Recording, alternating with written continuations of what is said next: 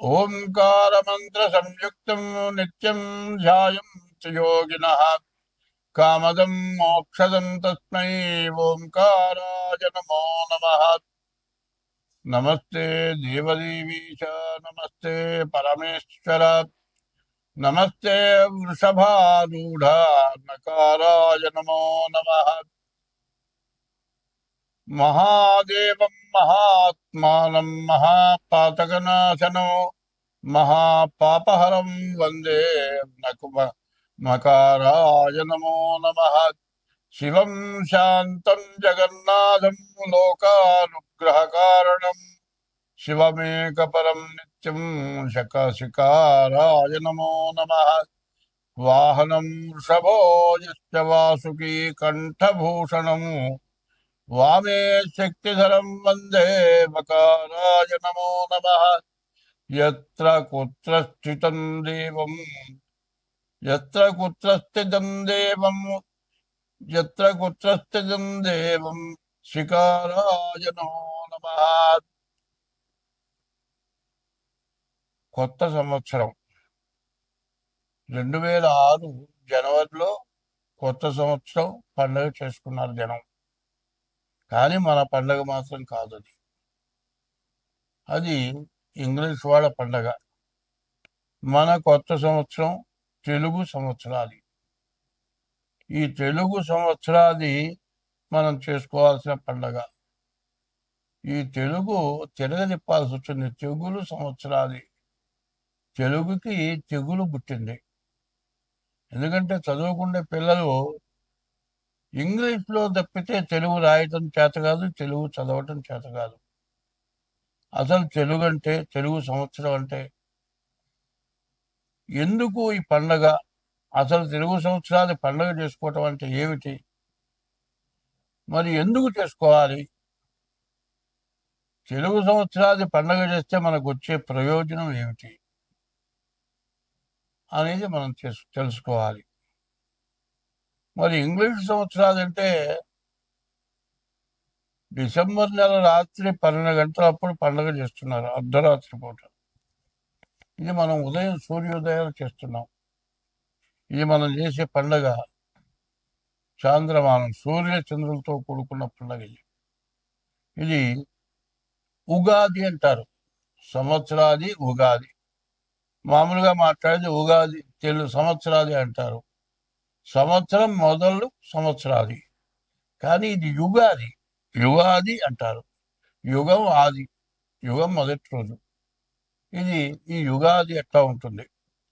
ఇప్పుడు మనకు వచ్చే యుగాది ఏమిటా అంటే 2026 సంవత్సరం మార్చి నెల 19వ తారీఖు యుగాది వచ్చింది. యుగ ఆది, యుగానికి ఆది మొదటిది. అది ఆ యుగాది పండుగ మనం చేసుకుంటున్నాం. ఈ సంవత్సరం పేరు ఏమిటా అంటే పరాభవ నామ సంవత్సరం. పరాభవ అంటే ఏంటి? పరుల చేత వంచింపబడటం పరాభవం. మరి ఇతరుల చేత వంచింపబడే పేరుగా కనపడుతుంది పరాభవ నామ సంవత్సరం. ఇప్పుడు మన భారతదేశానికి కూడా అదే సమస్య తయారైంది. మరి ఈ భారతదేశం ఎటువంటిది? ఈ భారతదేశం ఎట్లాంటిదంటే ఎప్పుడు కూడా దైవాన్ని నమ్ముకున్నటువంటి వ్యక్తులు, దైవం మీద నమ్మకం ఉన్నవాళ్ళు, మంచి మీద నమ్మకం ఉంది. మన నుంచి ప్రతి జీవరాశిని కూడా దైవంతో సమానంగా చూస్తున్నాం. 84 లక్షల రకాల జీవరాశులు ఉన్నాయి. ఈ 84 లక్షల జీవరాశుల్లో కూడా ఆకాశంలో తిరిగేవి 21 లక్షలు. భూమి పైన చెట్లతో సహా 21 లక్షలు. భూమిలో కుప్పల 21 లక్షలు. సముద్రంలో 21 లక్షలు. 21లో 84 లక్షల జీవరాశులు. మన ఈ భారతదేశంలో ఉన్నటువంటి ఈ హిందూ సాంప్రదాయం యొక్క లక్షణం ఏంటంటే ఏ జీవరాశిని కూడా హింసించడం, మన ధర్మం కాదు. హింసకి దూరంగా ఉండటమే మన ధర్మం. మరి హింసకి దూరంగా ఉండటం అనేది శాకాహారం తింటమే జరుగుతుంది. శాకాహారం కూడా ఒక రకంగా హింస. ఎందుకంటే ఒక పండు ఉంది, దాని విత్తనం వేస్తే మొక్క వస్తుంది. మొక్క వచ్చిందంటే జీవం ఉన్నట్టే. మరి మన హిందూ ధర్మంలో పండి రాలిపోయిన ఆకులు తింటే హింసకి దూరంగా ఉన్నట్టు. అటువంటి మనస్తత్వం గల మరి మతం మన హిందూ మతం. ఈ హిందువులు ఈ భారతదేశంలో ఎవరిని హింసించేటువంటి లక్షణాలు లేవు. ఎవరిని ఎందు ద్వేషం లేకుండా ఉంటాం. అందరితో మతం అంటే సమ్మతం, సమ్మతము మతము. ఈ సమ్మతం అంటే అందరితో కలిసి ఉండటమే సమ్మతం. ఎవరితో కూడా విడిగా ఉండకపోవటమే సమ్మతం. ఈ మతం యొక్క స్వభావం ఎవరి ఎందు ద్వేషం లేదు. అట్లా ఉండబట్టి మన భారతదేశంలో అన్ని దేశాల వాళ్ళు, ప్రపంచ దేశాల్లో ఉన్నటువంటి వాళ్ళు, మన మతం కాని వాళ్ళు, అనేక రకాల మతస్థులు, అనేక రకాల భాష ఉన్నవాళ్ళు అందరూ కూడా మన హిందూ దేశంలో జీవిస్తూ ఉన్నారు. వాళ్ళందరూ కూడా ఉండటానికి, జీవించడానికి అవకాశం మనం ఇచ్చాం. ఎవరెందు ద్వేషం లేకుండా ఉన్నాం. కానీ ఇది ఈ ఉగాది సంవత్సరం ఎట్లా ఉంది అనేది మనం చెప్పుకోవాలి. ఎందుకంటే ఎటువంటి కష్టాన్నైనా సరే ఓర్చటం మన హిందూ మతం యొక్క సమ్మతం. ఎట్లా ఉంది అంటే మన దేశానికి వచ్చి, ఇక్కడ జీవితం బతకడానికి వచ్చి, మన మీద మనల్ని ఇబ్బంది పెట్టి, మన పరిపాలన పోగొట్టి వాళ్ళ పరిపాలన వచ్చి మనల్ని హింసించినా కూడా వాళ్ళని ద్వేషించలే మనం. కానీ ఎవరు ఎంతమంది మనల్ని ఇబ్బంది పెట్టినా చివరికి వాళ్ళ తప్పు వాళ్ళు తెలుసుకునేటట్టుగా చేసిన మతమే ఈ హిందూ మతం. ఈ మతం యొక్క లక్షణం ఇది. ఈ హిందూ మతంలో యుగాది సంవత్సరం, ఈ యుగాది అనేది ఎట్లా ఉంది, ఈ యుగాదికి ఏం చేయాలి, ఈ యుగాది ఎట్లా చేయాలి? శ్రీకళ్యాణ గుణావహం. అందరూ, ఏ మతస్థులు కానీ ఎవరైనా కానీ అందరూ సుఖంగా సంతోషంగా ఉండటం, ఆనందంగా ఉండటం. ఆనందం కలగాలంటే వాళ్ళ ఇంట్లో ఏదో మంచి కార్యం, ఓ పిల్లవాడు పుట్టడం, ఓ పెళ్లి జరగటం, లేకపోతే ఉద్యోగం రావటం, ఏదో ఆనందమైంది, అది కళ్యాణం. శ్రీకళ్యాణ గుణావహం. రిపుహరం. మనకు శత్రుత్వం లేకుండా అందరితో ఉండటం, రిపుహరం. దుస్వప్న దోషాపహం. మనకు కళలు వస్తుంటాయి రాత్రిపూట. ఆ వచ్చిన కళ ఎట్లా ఉంటుందంటే నిద్ర లేచి మెళుకు వచ్చిన తర్వాత కూడా నిజంగా జరిగినట్లే. ఎట్లా ఉంటుంది? మన ఇంట్లో ఎవరో వాళ్ళు చచ్చిపోయినట్టుగా కళ వచ్చింది అనుకోండి, లేచిన తర్వాత వాళ్ళు చూసిన దాకా కూడా వాళ్ళు బతికుని లేదు, చచ్చిపోయినారు అనుకుంటాం, అంత భయపడతాం. దుస్వప్న దోషాపహం. గంగా స్నాన విశేష పుణ్యఫలదం. ఈ ఉగాది రోజున గంగా స్నానం చేసిన ఫలితం రావాలి. గోదాన తుల్యం రుణాం. దూడతో కూడిన గోవును దానం ఇచ్చిన ఫలితం వస్తుంది. ఈ ఉగాది రోజున ఎటువంటిది మనకు శుభకార్యాలు జరుగుతాయి. తర్వాత గంగా స్నానం చేసిన విశేషమైన పుణ్యం వస్తుంది. గోవుని దానం చేసిన ఫలితం వస్తుంది. ఆయుష్ పెరుగుతుంది. ఆయుర్వృద్ధికరం, శుభకరం. మంచి సంతానం కలుగుతారు. సంతాన సంపత్ప్రదం. నానా శాస్త్ర సుసాధనం. అనేక శాస్త్రాలు ఉన్నాయి. ఏ ఒక్క శాస్త్రం పూర్తిగా చదవటం కూడా చాలా కష్టం. ఈ యుగాది రోజున నానా శాస్త్రాలు చదివినంత ఫలం వస్తుంది. ఈ సంవత్సరాది పండుగ చేస్తే సముచితం పంచాంగం ఆకర్ణ్యతం. ఈ పంచాంగం వింటే ఇవన్నీ వస్తాయి. ఈ పంచాంగం ఎట్లా ఉంటుంది? మరి తిథి, వారం, నక్షత్రం, యోగం, కరణం, ఈ 5 కలిసి పంచాంగం. ఈ పంచాంగ శ్రవణం ఈ సంవత్సరాది పండుగ రోజున మనం చేస్తున్నాం. ఈ సంవత్సరాది పండుగ ఎందుకు చేస్తున్నాము అనేది ఇట్లా చేసినట్లయితే మనకు ఏ గ్రహ దోషాలు ఉన్నా కూడా ఈ దోషాలన్నీ మనకు పోతాయి. అయితే ఈ పండుగ రోజు మన ఇష్ట దైవాన్ని పూజిస్తున్నాం.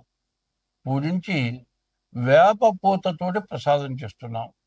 ఈ వేప పూత తీసుకొచ్చి వేప పూత, మామిడికాయ, మరి చింతపండు రసం లేకపోతే తేనె, మరి మామిడికాయ మరి మామిడికాయ వేప పూత, చింతపండు, తేనె, బెల్లం, ఇవన్నీ కూడా 5 రకాలు. చేదు, పులుపు, వగరు, తీపి. మరి ఈ 5 రకాలు షడ్రుచులు అంటారు. 6 రుచులు. ఇందులో నీళ్లు కూడా కలుస్తున్నాయి. 6 రుచుల పదార్థాలను పెట్టి నివేదన పెట్టి దేవుడికి ఆ ప్రసాదం మన నోట్లో వేసుకున్నాం. ఆ నోట్లో వేసుకుని జల్లు అంటుంది ఒళ్ళు. ఎందుకంటే ఎటువంటి కష్టానికి, ఎటువంటి సుఖానికి కూడా దడవకుండా మేము ముందుకు వెళ్తాము అని చెప్పుకోవటానికే ఈ వేప పూత ప్రసాదం. దేవుడు పూజ చేసి వేప పూత ప్రసాదం తింటున్నాం. అయితే ఈ సంవత్సరం ఫలితం ఏమిటి మనం తెలుసుకోవాలి. ఎందుకంటే 2025 నుంచి ఎక్కువగా పాపగ్రహాల యొక్క ఆధిపత్యం ఎక్కువ ఉంది. నవనాయకులు అన్నారు. సూర్యుడి దగ్గర నుంచి కేతు వరకు 9 మంది గ్రహాలు. ఈ 9 గ్రహాల్లో పాపగ్రహాల యొక్క బలం ఎక్కువగా ఉంది. అంటే దానివల్ల ఏమిటంటే దుర్మార్గుల యొక్క బలం ఎక్కువగా ఉంది, మంచివాళ్ళ యొక్క బలం తక్కువగా ఉంది. దుర్మార్గుల బలానికి మంచివాళ్ళు దొంగిపోవాల్సి వస్తుంది, ఎన్నో కష్టాలు పడాల్సి వస్తుంది. ఇట్లా జరగడానికి కారణం ఏమిటో మనం ముందుగా తెలుసుకుందాం. ఇప్పుడు గురువారం 2026 మార్చి నెల 19వ తారీఖు గురువారం రోజు యుగాది వచ్చింది. ఏ వారం వచ్చిందో ఆ వారం గురువుకి సంబంధించిన వారం కాబట్టి గురువు రాజైనాడు. తర్వాత మంత్రి కుజుడైనాడు. తర్వాత సేనాధిపతి చంద్రుడు, మరి సస్యాధిపతి శుక్రుడు, ధాన్యాధిపతి కుజుడు, అర్ఘ్యాధిపతి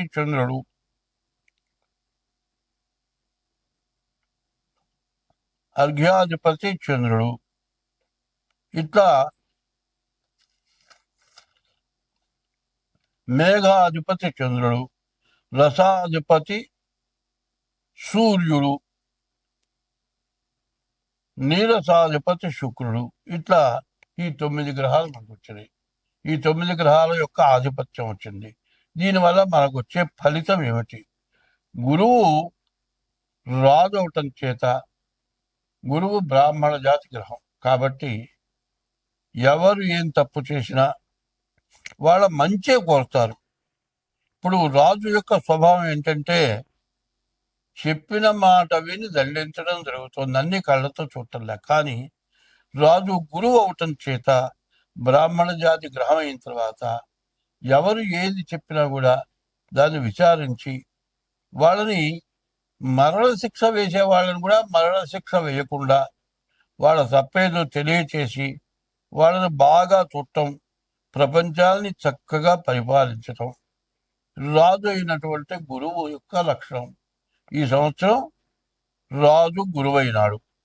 ప్రజలంతా కూడా సుభిక్షంగా, ఆనందంగా, సుఖంగా, సంతోషంగా బతకటానికి మంచి అవకాశం ఒకటి కనపడుతుంది. అయితే కష్టాలు ఎన్నైనా రావచ్చు. అన్ని కష్టాలను కూడా తప్పించుకొని రాజు గురువు అవటం చేత మనమంతా కూడా సుఖంగా, సంతోషంగా ఉంటాం. మంత్రి కుజుడు. ఈ కుజుడు రక్త సంబంధమైన వాడు.